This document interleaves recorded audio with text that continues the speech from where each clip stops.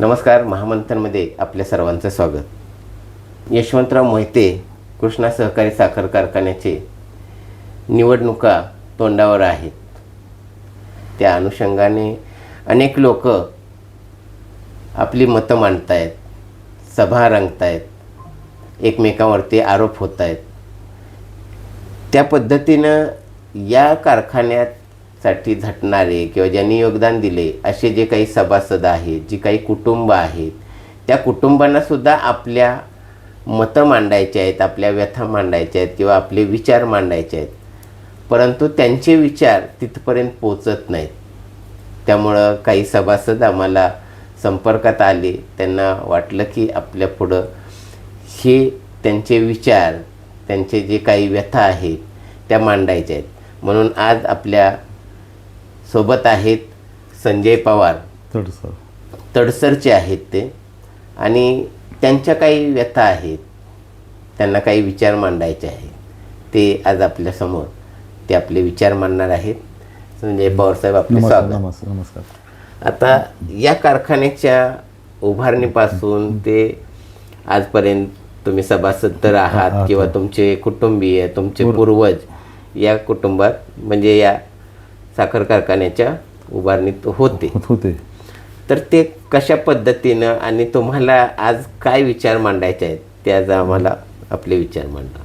मी परवा तुमची मुलाखत बघितली. त्यात मदनदादांनी जे उल्लेख केला की तडसकर पवार, तात्यासाहेब पवारांनी आम्हाला 2 लाखाची मदत केलेली आहे. पण ते 2 लाखाची नाही, ते 10 लाखाची मदत केलेली आहे. आणि यशवंतराव भाऊ माझ्या घरी, माझे वडील सांगायचे मला की यशवंतराव भाऊ 6 महिने आमच्या घरी येत होते. मग ज्यावेळी लायसन याला मिळालं कारखान्याचं, पण यांना भाग भांडवल मिळत नव्हतं. कारण यांच्या वडिलांनी इंजिन घ्यायसाठी सोसायटी काढली होती माधवराव मोहितेने, आणि ती कर्ज फेटत नाही म्हणून तिने सोसायटी जाळून नदीत फेकली. पण त्यामुळे यांची मार्केटला पत नव्हती. मग त्यामुळे ते तडसरला माझी आजी रेटरी असल्यामुळं, ते आमचे नातेवाईक, यशवंतराव भाऊ आबासाहेब मोहिते हे नातेवाईक असल्यामुळं ते त्या माध्यमातून तडसरला आमच्या येत होते. पण ते त्यावेळी गाड्या गोड्या नव्हतं, फक्त ते दिवाणजी मार्फत माहिती घेतली. त्यावेळी यांची पत नव्हती. पत नसल्यामुळे तिने सांगितलं तुम्ही निळकंठराव कल्याणीला घेऊन या, आबासाहेब मोहिते, नानासाहेब सावंत तुम्ही या, म्हणजे आम्ही तुम्हाला मदत करायची. आमची बहुजनांची मुलं काम करते, ते आम्हाला मदत करायची इच्छा आहे. मग त्याबद्दल आम्ही त्यांना 10 लाख रुपये त्यावेळी हुंडी दिली. ही इंद्रजित बाबांनी यूट्यूबला यशवंतराव मोहिते भाग 2च्या मुलाखतीत दिलेलं आहे. 5 लाखाची देणगी, पण दिली किती ते त्यांनाच माहीत. पण तिने म्हणण्याचं धाडसं करतात काय. हां, दिलेले आहे, ते धाडस करतात. ते आपलं त्यांचं आभार मानायचं, कृतीत काही नाही. त्या कुटुंबाची हालत आमची आता काय झाली. आमची हे तात्याराव जे आपण म्हणतोय ते तुमचे कोण नाते? पणजोबा.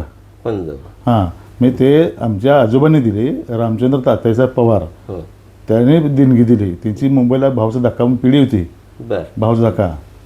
त्यामुळे तिथं दिली मदत केली. आमच्याकडे होते जरा बहुजन मुलं काम करते, ते मी बऱ्यापैकी त्यांना सोशल वर्करचे नाद होता, त्यामुळे ते दिली मदत करते म्हणून दिले तिथे. मग आता हे जे तुम्हाला जे मत मांडायचं आहे, म्हणजे खरंच तुमच्या पणजोबांनी मदत केली किंवा परत आजोबांनी झालं, वडील, मग हे सगळं परंपरागत तुम्ही त्या संस्थेशी किंवा कारखान्याशी निगडीत आहात? नाही, तिने पहिले 5 वर्ष आम्हाला जी तिथं किंमत दिली, पुन्हा चालू झाली तर बघाय विसरायचं आम्हाला बंद केलं. तर तिने बघत नव्हती. तर आता ह्याच्यामुळे जरा आम्हाला उजाळ आला त्यांच्या म्हणून की बाबा ह्याने मदत केली, फक्त भाषणात, कृतीत काही नाही.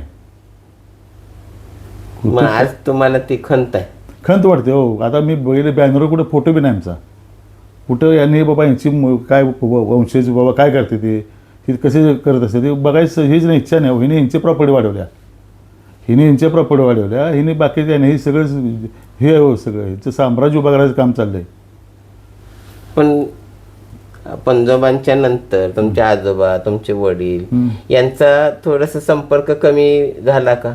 नाही, संपर्कापेक्षा काय माहिती, आम्ही स्वाभिमान माणसं असं, आम्ही लाचारपणा नाही, कुठं दारू उघडायचे संबंध असल्यामुळे आम्ही मागं राहत गेलो.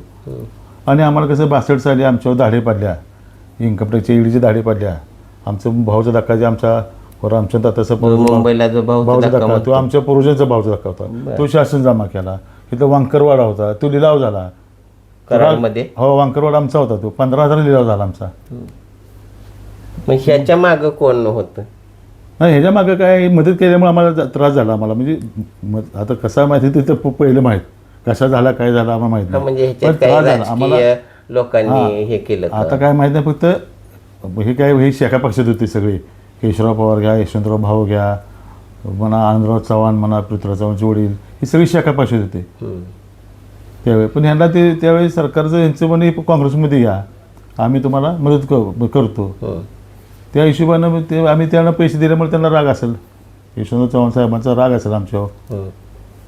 त्यामुळे ते चव्हाण साहेबांच्या मार्फत हे झाले सगळं. नाही म्हणजे त्यावेळी आता मुख्यमंत्री 62 साली धाडे पाडल्यामुळे कोण असणार सांगा की. त्यामुळे तिने केलं म्हणजे आमचा कार्यक्रमच केला सगळा. आम्हाला म्हणजे खाणं मुश्किल केलं. मग आता ही बस आयुष्य. आता आज मितीला तुम्ही सभासद आहात? आहे की सभासद आहे की मी. किती सभासद आहेत? 22 सभासद आमच्या घरी आहेत. घरचे. हां. मग आता तुम्हाला आत्ता काय वाटतंय? म्हणजे आता तुम्ही कारखान्याचे सभासद आहात, आम्हाला काय संस्था चांगली चालली कारखाना एवढा पाहिजे. वाढलेला आहे. वाढलेलं आहे, पण आमच्या पूर्वजाचं रोपटं आहे ते रोपटं आपलं चांगलं असावं आणि त्याचा उपयोग शेतकऱ्यासाठी व्हावा, स्वतःसाठी नसावा. आता एक कारखाना, कृष्णा सहकारी कारखान्याचं नाव म्हणजे खूप मोठं आहे. बरोबर आहे. आपल्या सातारा सांगली जिल्ह्यातच नव्हे तर महाराष्ट्रात एक चांगलं नावाजलेलं नाव आहे. मग हे असं असताना आता तुम्हाला आणखी काय वाटतंय की तो असा आणखी चांगल्या पद्धतीने नाही, साहजिकच चांगलं व्हावं असं वाटणारच की. कुणाही वाटणार सांगा की. शत्रूचं वाटणारी संस्था चांगली असावी. ही एका दोघांची संस्था नाही, ही 40,000 सभासदाची संस्था आहे. हो. मग एकंदरीत तुमच्या कुटुंबाकडं इथल्या व्यवस्थापनानं साखर कारखान्याच्या किंवा त्यावेळी असणाऱ्या लोकांनी दुर्लक्ष केल्याची खंत आहे का आता कारखाना? नाही खंत आहेच का आम्हाला खंत आहेच. हे कधी तुम्ही बोलून दाखवली? बोलायचं कसं बोलायचं, आपण जाऊ शकत नाही बोलायला. कोणाशी बोलायचं? आता जे चेअरमन असतील त्यावेळेला त्यांच्याशी बोललं पाहिजे. चेअरमन पहिले आता सूर्यबाबांशी आम्ही माझे संबंध चांगले होते, जात होतो, पण हे काळजी येत नव्हते. आता मदन दादाने परवा विषय घातला म्हणून खंत येतो. परवा विंगमध्ये काल सभा झाली त्या दिवशी भेटला नाही. ते म्हटले मी 4 आणि 8 मोजत होतो. असं नाही हो, हे काय. परंतु त्यांनी त्यांचं नाव तरी उल्लेख केला. त्यांनी उल्लेख केला की उल्लेख तर 10 लाखाच करायला पाहिजे, 2 लाखाच केला. लाखाची हुंडी वगैरे नाही, 2 कोटीत कारखाना झाला होता म्हणते. 2 कोटीत कारखाना त्यावेळेला 57 साली 2 कोटी झाला. बारका 850 मेट्रिक टनचा कारखाना छोटा होता. तो एक कारखाना वगैरे पडला होता असं सांगत होती पहिली माणसं. हा तेच ना, म्हणजे 2 कोटी म्हणतोय आपण. 2 कोटीत कारखाना होणार होता. त्यापैकी आमच्या पूर्वजांनी 10 लाख रुपये दिलेत. तर आमच्या तर तात्याच्या पवारांनी 10 लाख रुपये त्यांना दिलेत. जे आपण त्या संस्थेला योगदान दिले आणि त्या संस्थेनं जर परत आपल्याला दुर्लक्ष केलं किंवा आपल्याला कोणीच कुठलंच जमेत घेत नसतील, बेरजेत घेत नसतील तर आपल्याला थोडंसं खंत वाटणार आहे. ते बरोबरच आहे. परंतु नाव आहे कारखान्याचं नाव असणार तर राहिलंच पाहिजे.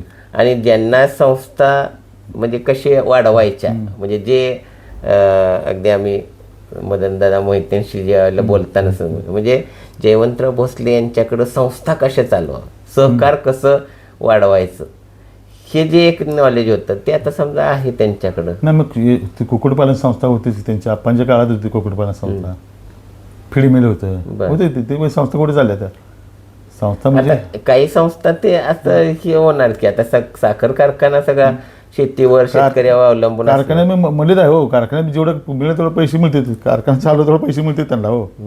मग काय माहिती आहे की ज्या पूर्वजांनी ज्यांनी तुम्हाला मदत केली त्याची कुठं तर उतराई केली पाहिजे.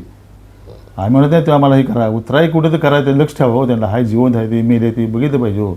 तुम्ही तुमच्या प्रॉपर्टी वाढवण्याच्या जिने केष्ट केलं असेल त्या कारखान्याला त्यांच्यावर तुम्ही बघितलं पाहिजे. निश्चितच.